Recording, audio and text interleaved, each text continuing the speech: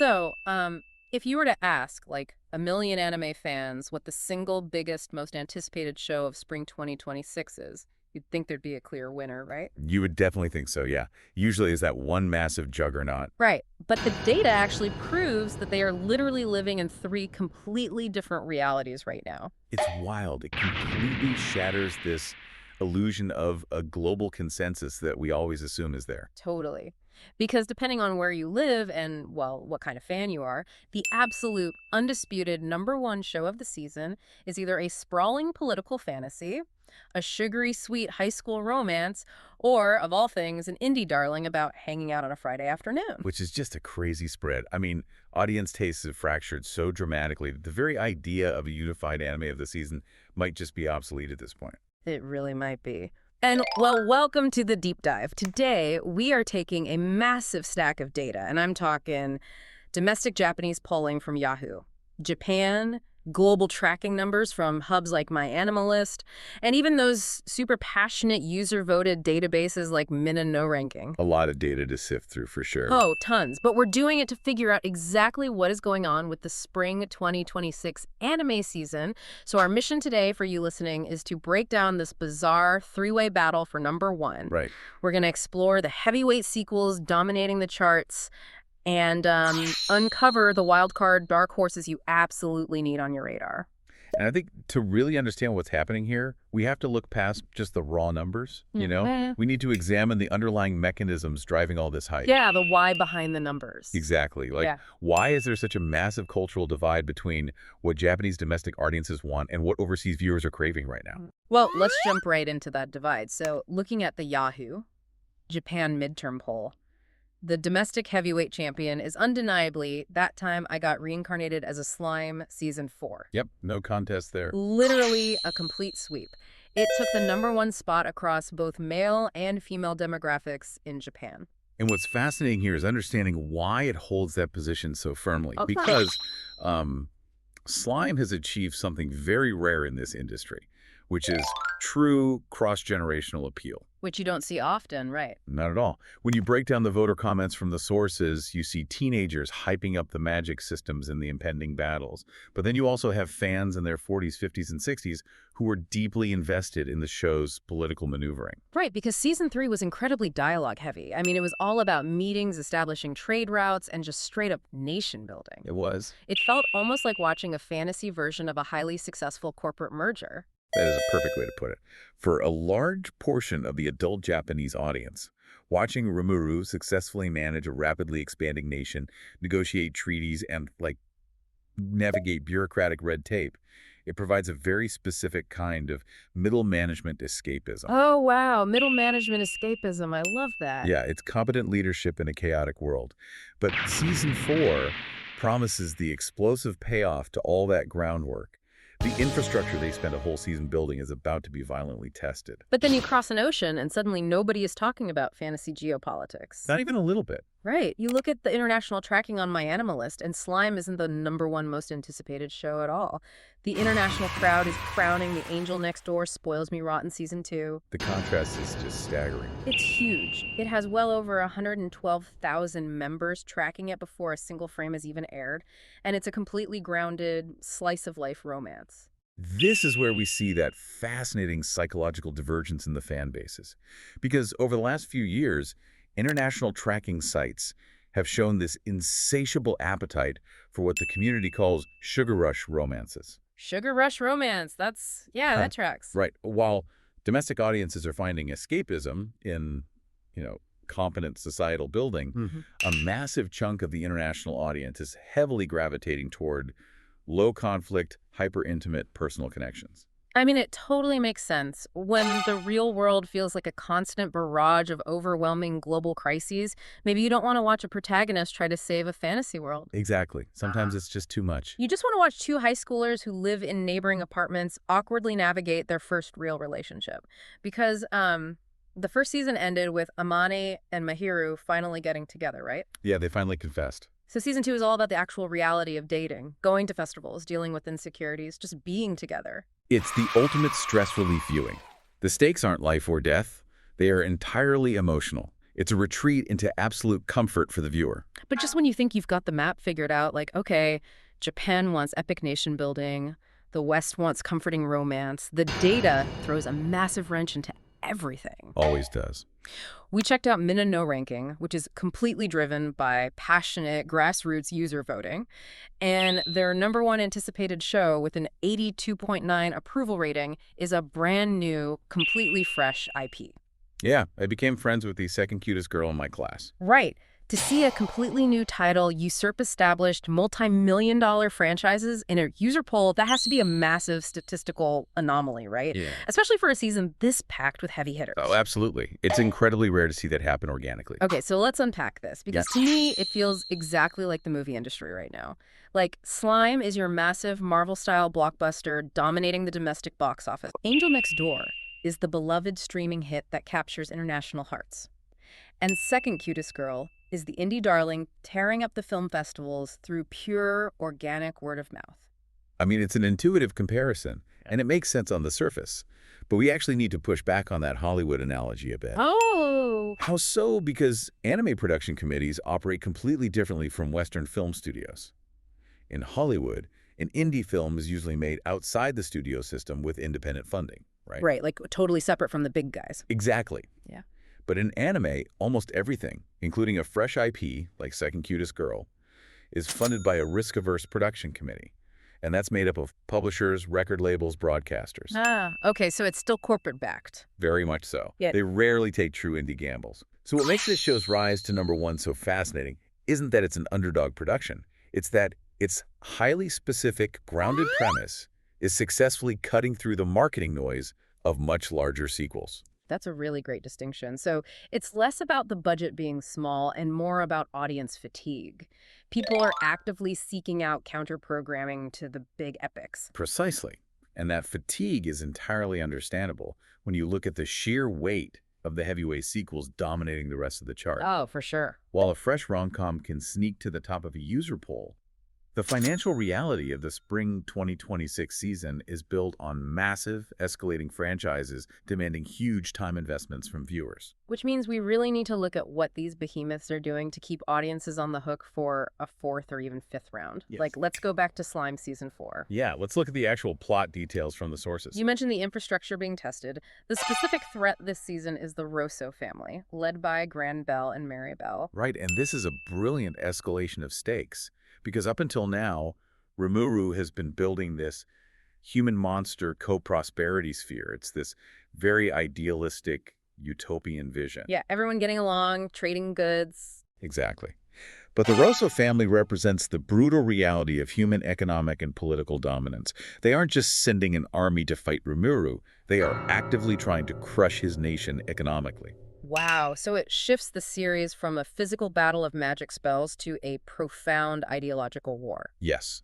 It asks the viewer, like, can an idealistic philosophy actually survive in a hostile, capitalist-driven world? Man, talk about a hostile world. If we want to discuss absolute brutality, we have to talk about ReZero 4th season. Oh boy, they do. It's sitting at #3 domestically, and the mechanics of this upcoming arc sound genuinely exhausting, but, like, in the best way possible. ReZero has always mastered the art of psychological horror, through its time loop mechanic, forcing its protagonist, Subaru, to experience gruesome deaths repeatedly.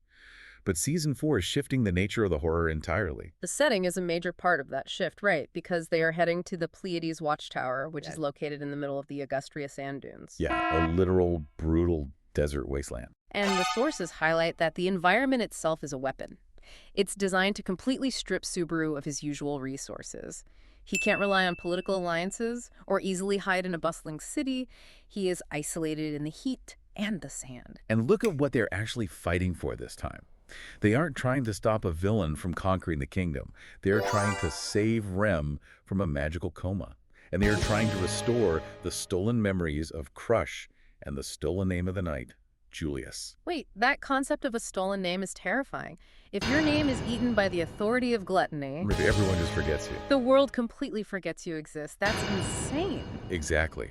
And this is why the stakes in ReZero feel so uniquely suffocating. I mean, in most fantasy, death is the ultimate failure, right? All right, game over. But in ReZero's, Subaru can reverse death.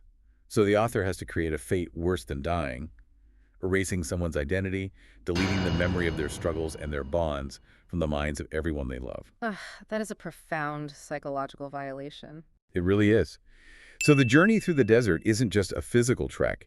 It's a desperate mission to reclaim the very proof that these characters exist. The escalation in these shows is just wild. And you also have Dr. Stone Science Future Part 3, where the cast started out banging rocks together to make rudimentary axes, and now they are literally building a spaceship to head to the moon to confront an entity called Wyman.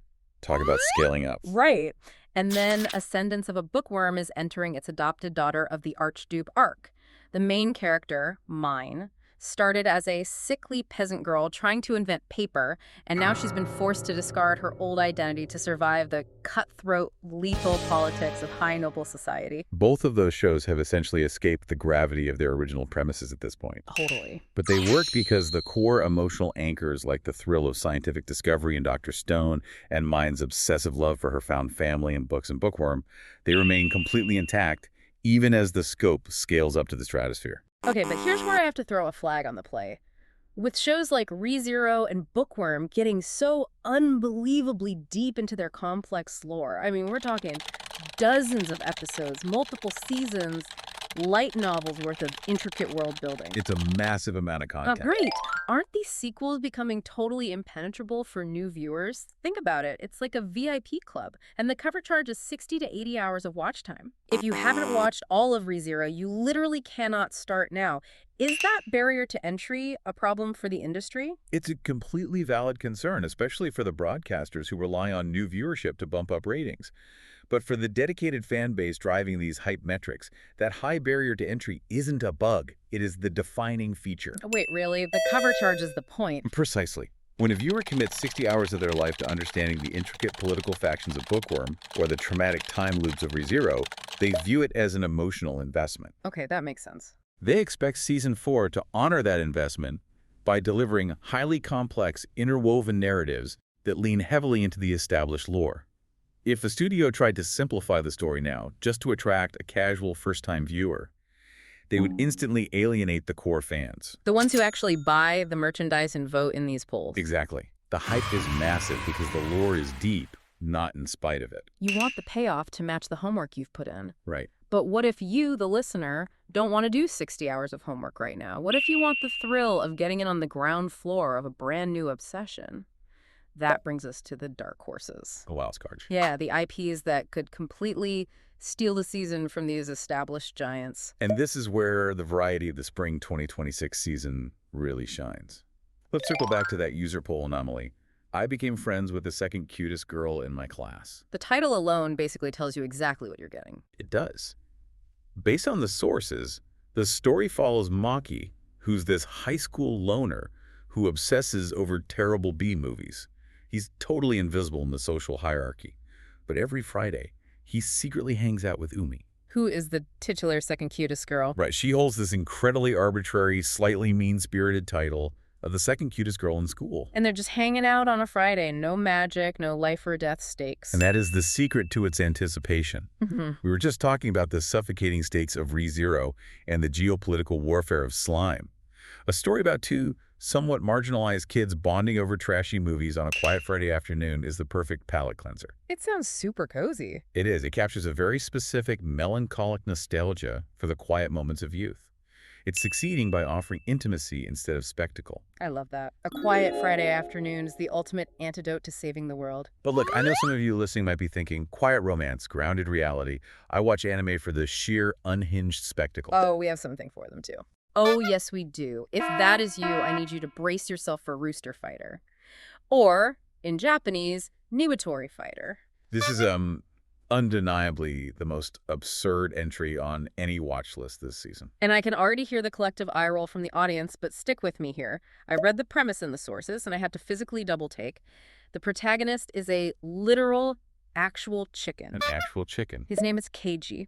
And Keiji wanders a desolate landscape fighting giant, grotesque, building-sized monsters called demon beasts. naturally. Why? Because a demon beast ate his sister, and this chicken is out for bloody revenge. His ultimate attack is a highly destructive supersonic cock-a-doodle-doo. It sounds like a joke pitch that accidentally got greenlit. Exactly. It sounds like a pure meme. But here's why it's actually going to work and why it's a massive dark horse. It's the One Punch Man formula, but with poultry. That's a great way to frame it. Right. The premise is utterly ridiculous, but the execution is deadly serious. Keiji the chicken has an inner monologue like a grizzled, hard-boiled noir detective. He is brooding, he is tragic, and the action sequences are incredibly violent and cinematic. And the key factor here is the animation studio handling it, Sansigan.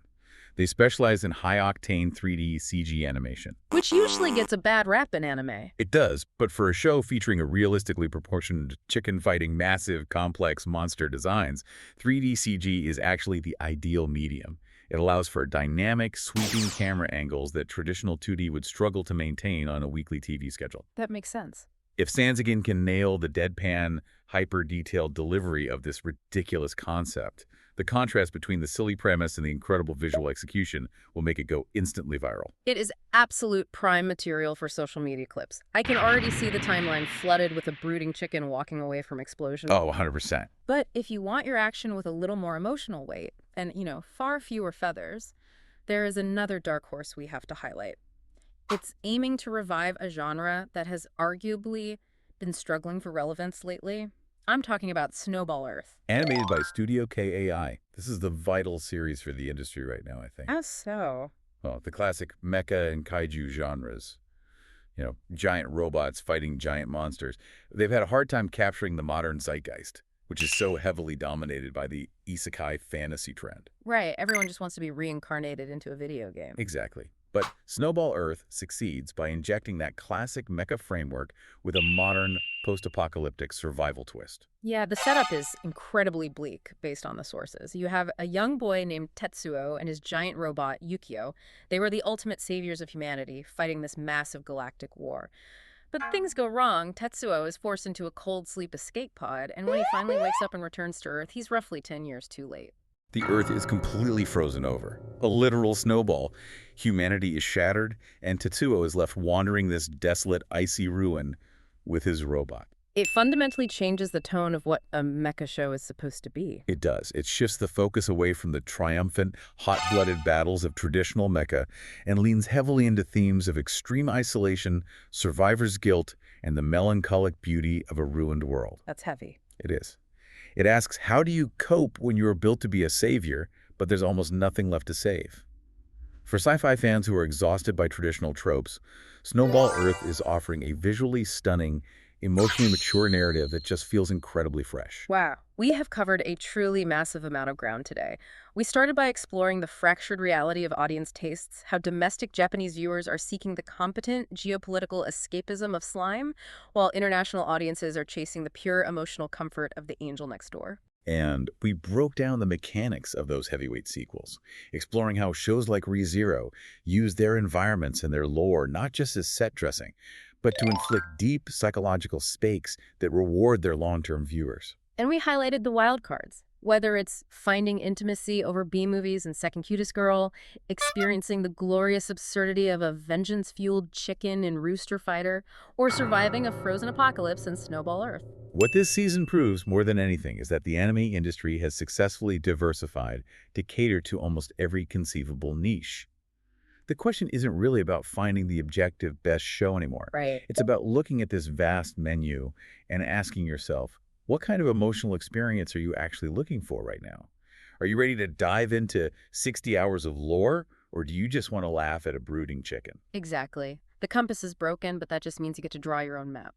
But before we wrap up, I want to leave you, the listener, with one final thought based on everything we've looked at today. Okay, let's hear it. We've spent this entire deep dive talking about the massive divide between domestic Japanese TV viewers and the global international streaming audience. But how long will that divide actually last? That's a fascinating question. Right. Because with the rapid advancement of AI translation bridging the language gap faster than ever, and platforms simulcasting almost every single show globally on day one, the walls between these audiences are crumbling. Right now, Japanese production committees are still largely greenlighting shows based on what will sell locally in Tokyo. For sure, they play it safe. But if international streaming revenue continues to eclipse domestic DVD and merchandise sales, how long until the studios stop caring about the domestic poll entirely? We might be looking at one of the very last things where a slow burn, politically heavy show like Slime can beat out a universally accessible, algorithm-friendly romance. In a few years, the algorithm might just decide the #1 show for all of us. Something to think about the next time you update your watch list.